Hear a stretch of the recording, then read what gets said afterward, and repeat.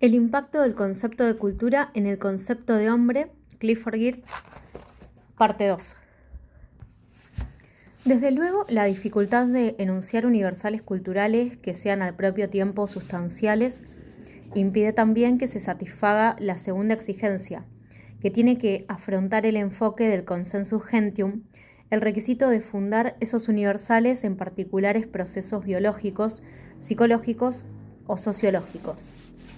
Pero todavía hay algo más, la concepción estratigráfica de las relaciones entre factores culturales y factores no culturales impide esa fundamentación del modo más efectivo. Una vez que se ha llevado la cultura, la psique y el organismo a planos científicos separados, completos y autónomos en sí mismos, es muy difícil volver a unirlos. El intento más común de hacerlo es utilizar lo que se llama puntos de referencia invariantes.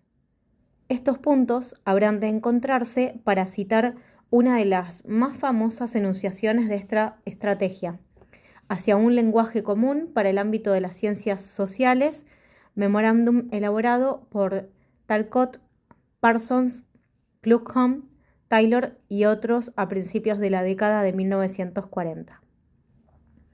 En la naturaleza de los sistemas sociales, en la naturaleza biológica y psicológica de los individuos que los componen, en las situaciones externas en las que estos viven y obran, en la necesidad de coordinación de los sistemas sociales. En la cultura, esos focos de la estructura nunca se ignoran. De alguna manera deben adaptarse o tenerse en cuenta. Se conciben los universales culturales como respuestas cristalizadas a estas realidades ineludibles, como maneras institucionalizadas de llegar a un arreglo con ellas. El análisis consiste entonces en cotejar supuestos universales con postuladas necesidades subyacentes y en intentar mostrar que hay cierta buena correspondencia entre ambas cosas. En el nivel social se hace referencia a hechos tan indiscutibles como el de que todas las sociedades, para persistir, necesitan que sus miembros se reproduzcan, o que deben producir bienes y servicios. De ahí la universalidad de cierta forma de familia o cierta forma de comercio. En el plano psicológico se recurre a ciertas necesidades básicas como el crecimiento personal. De ahí la ubicuidad de las instituciones educativas, o a problemas panhumanos, como la situación edípica. De ahí la ubicuidad de los dioses punitivos y de las diosas que prodigan cuidados. En el plano biológico se trata del metabolismo y de la salud. En el cultural, de hábitos alimentarios y procedimientos de cura, etc.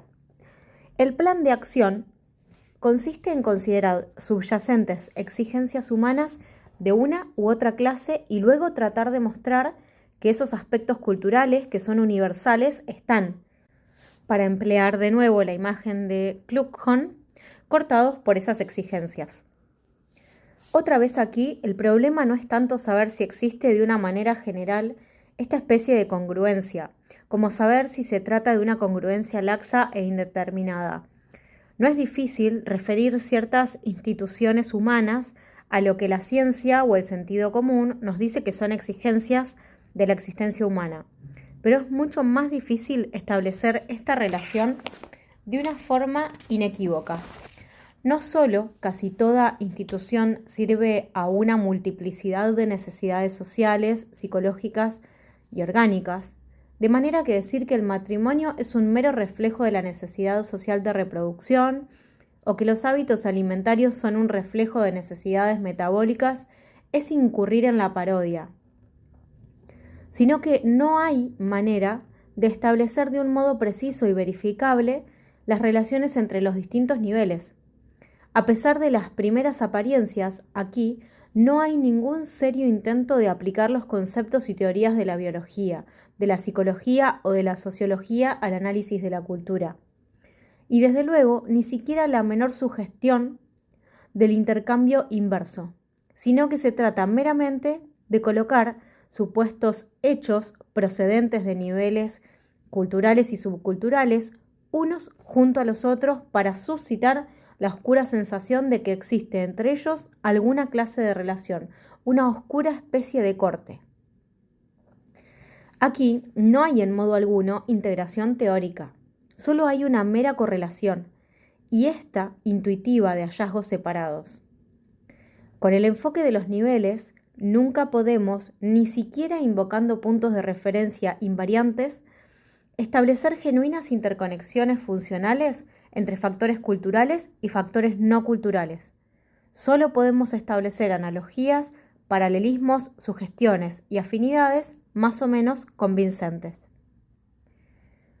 Con todo, aun cuando yo esté equivocado, como muchos antropólogos lo sostendrán según admito, al pretender que el enfoque del consensus gentium no puede presentar ni universales sustanciales ni conexiones específicas entre fenómenos culturales y fenómenos no culturales que los expliquen, todavía queda pendiente la cuestión de si tales universales deberían tomarse como los elementos centrales en la definición del hombre, o si lo que necesitamos es una concepción de la humanidad fundada en un común denominador de un orden más bajo. Esta, desde luego, es una cuestión filosófica no científica, pero la idea de que la esencia de lo que significa ser humano se revela más claramente en aquellos rasgos de la cultura humana que son universales, y no en aquellos que son distintivos de este o aquel pueblo. Es un perjuicio que no estamos necesariamente obligados a compartir. Es aprendiendo semejantes hechos generales, por ejemplo, el de que el hombre en todas partes tiene alguna clase de religión, o aprendiendo la riqueza de este o aquel fenómeno religioso, el rapto de los naturales de Bali o el ritualismo indio, los sacrificios humanos de los aztecas o la danza para obtener la lluvia de los Zuni, como captamos el hombre. ¿Es el hecho de que el matrimonio es universal, si lo es, un indicio tan penetrante de lo que somos como los hechos relativos a la poliandría del Himalaya, o esas fantásticas reglas del matrimonio australianas, o los elaborados sistemas de precio de la novia de los bantúes de África? El comentario de que Cromwell era el inglés más típico de su tiempo precisamente porque era el más estrambótico, puede resultar pertinente también aquí.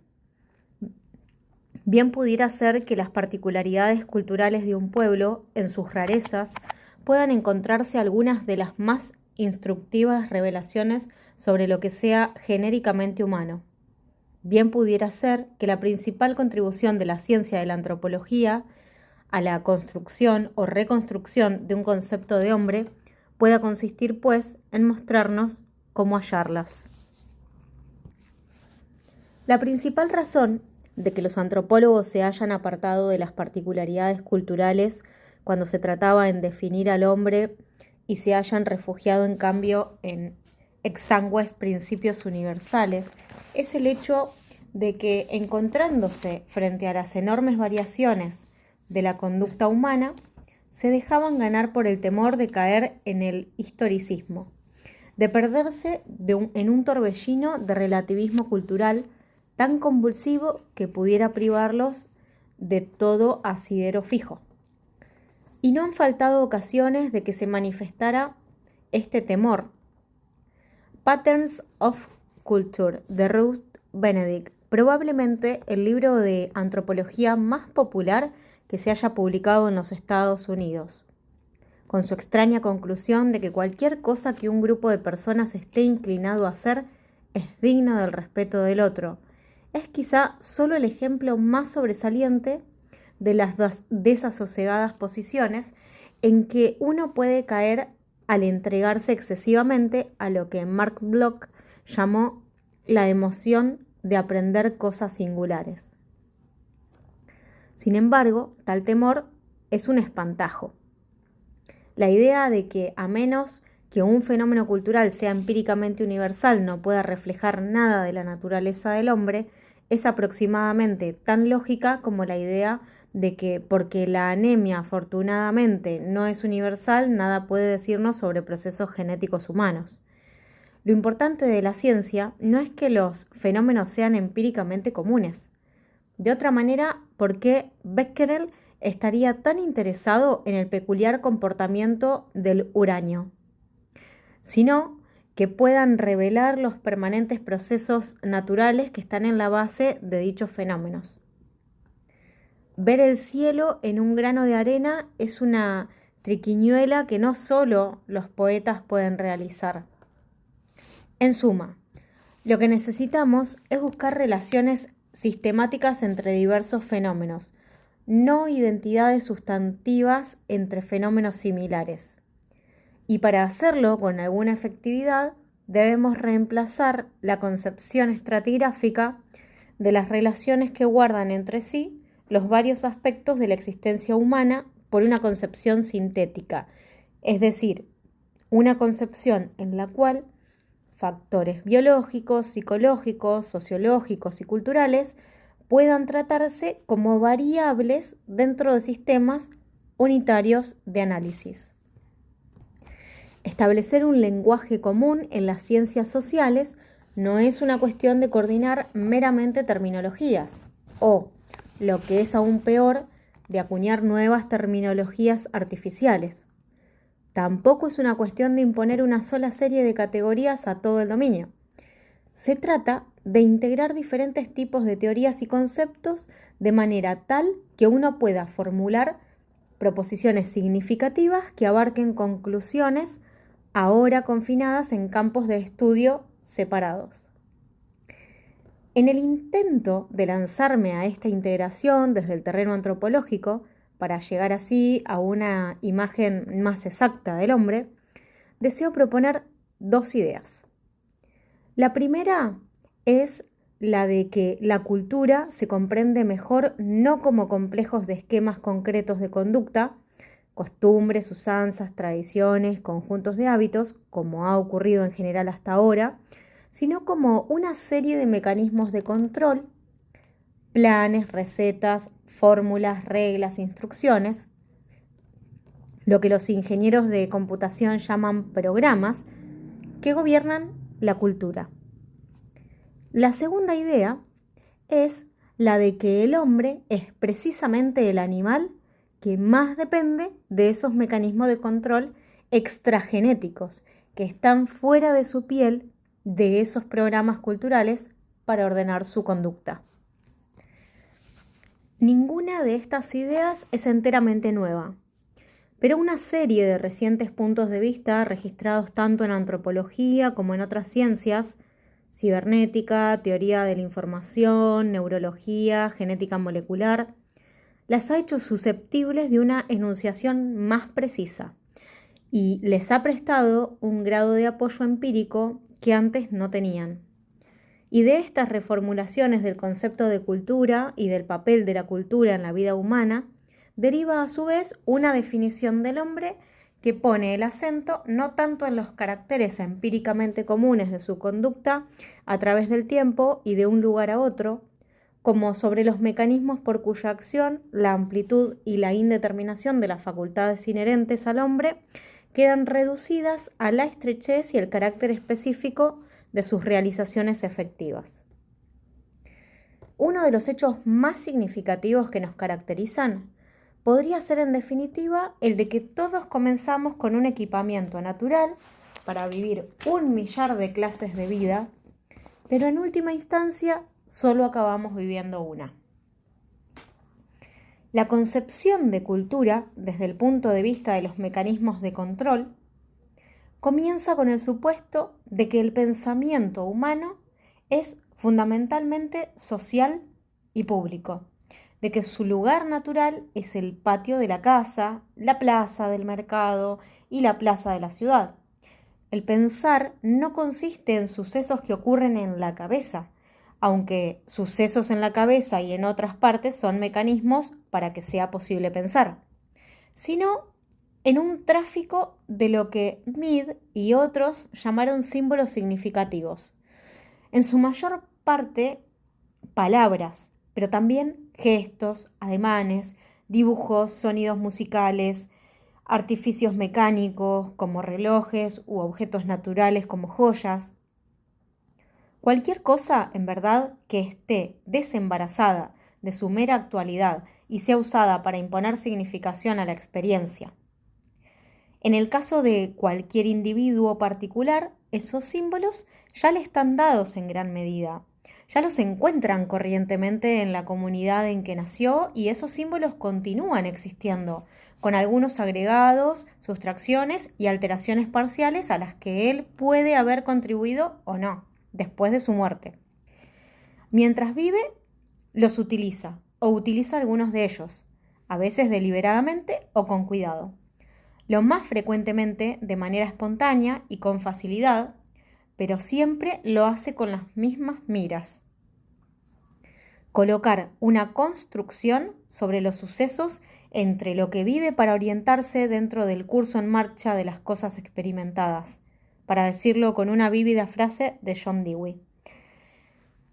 El hombre necesita tanto de esas fuentes simbólicas e iluminación para orientarse en el mundo, porque la clase de fuentes no simbólicas que están constitucionalmente insertas en su cuerpo proyectan una luz muy difusa. Los esquemas de conducta de los animales inferiores, por lo menos en mucha mayor medida que en el hombre, les son dados con su estructura física. Las fuentes genéticas de información ordenan sus acciones dentro de márgenes de variación mucho más estrechos y que son más estrechos cuanto más inferior es el animal.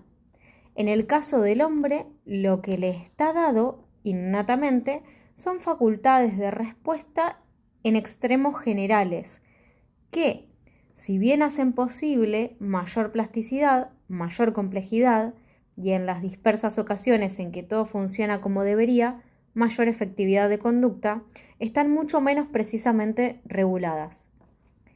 Y esta es la segunda fase de nuestra argumentación.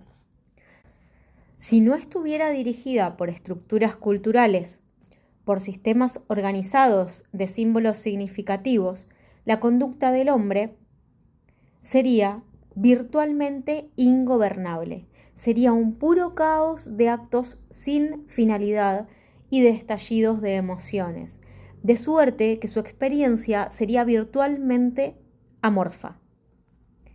La cultura, la totalidad acumulada en esos esquemas o estructuras, no es solo un ornamento de la existencia humana, sino que es una condición esencial de ella. En antropología, algunos de los testimonios más convincentes en apoyo de esta posición se deben a los recientes progresos de nuestra comprensión de lo que solía llamarse la ascendencia del hombre. El surgimiento del Homo sapiens al destacarse de su fondo general de primate. De estos progresos, 3 tienen importancia capital. 1.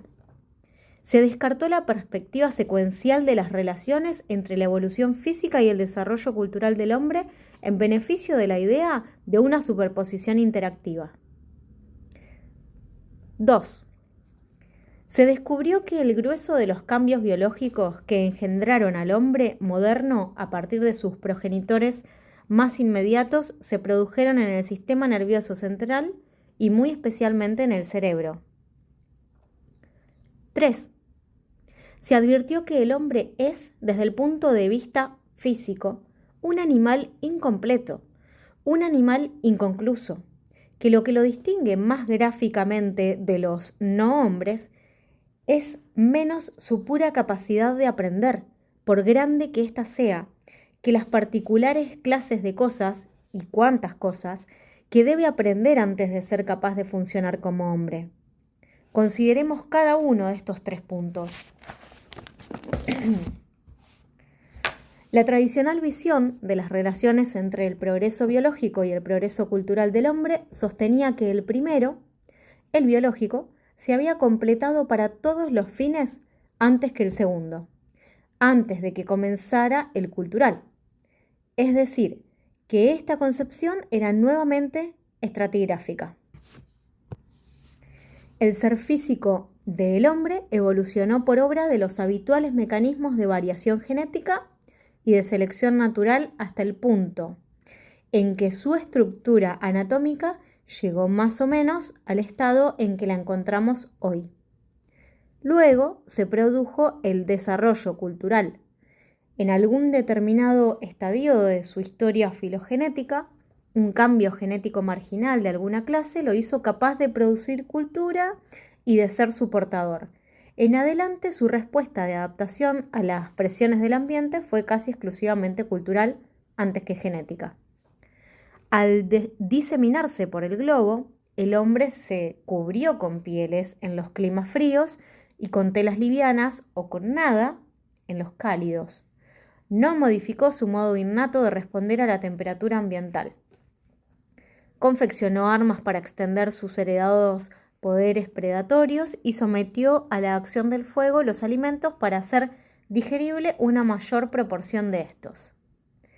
El hombre se hizo hombre, continúa diciendo la historia, cuando habiendo cruzado algún Rubicón es tomar una decisión importante que no tiene vuelta.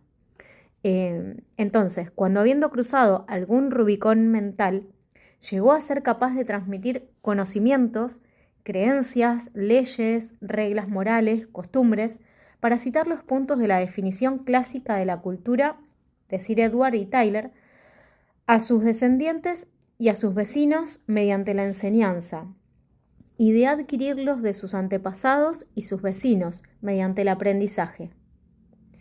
Después de ese momento mágico, el progreso de los homínides dependió casi enteramente de la acumulación cultural, del lento crecimiento de las prácticas convencionales más que del cambio orgánico físico, como había ocurrido en las pasadas edades.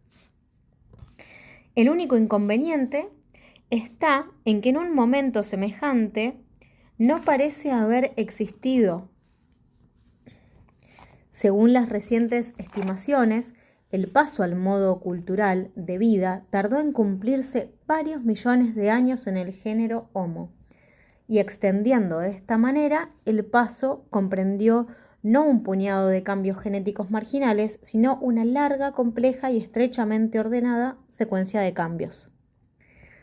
De conformidad con la opinión actual, la evolución del Homo sapiens, el hombre moderno, comenzó con su inmediato predecesor pre-sapiens en un proceso que se produjo hace aproximadamente 4 millones de años con la aparición de los ahora famosos australopitecos, los llamados hombres monos del África meridional y oriental, y que culminó con el surgimiento del sapiens mismo, hace solamente 200 o 300.000 años, de manera que, por lo menos, formas elementales de actividad cultural o protocultural, simple fabricación de herramientas, caza, etc., parecen haberse registrado entre algunos de los australopitecos, y esto indica que hubo un traslado o superposición de 1 millón de años entre el comienzo de la cultura y la aparición del hombre, tal como lo conocemos hoy.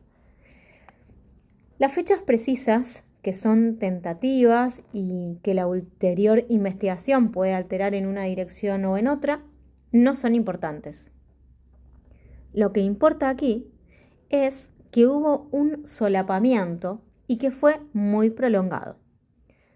Las fases finales hasta la fecha, en todo caso, de la historia filogenética del hombre, se verificaron en la misma gran era geológica, llamado el período glacial, en que se desarrollaron las fases iniciales de su historia cultural. Los hombres tienen días de nacimiento, el hombre, con H mayúscula, es decir, la humanidad, no lo tiene. Esto significa que la cultura, más que agregarse, por así decirlo, a un animal terminado o virtualmente terminado, fue un elemento constitutivo y un elemento central en la producción de ese animal mismo. El lento, constante, casi glacial crecimiento de la cultura a través de la edad de hielo alteró el equilibrio de las presiones selectivas para el Homo en evolución de una manera tal que desempeñó una parte fundamental en esa evolución.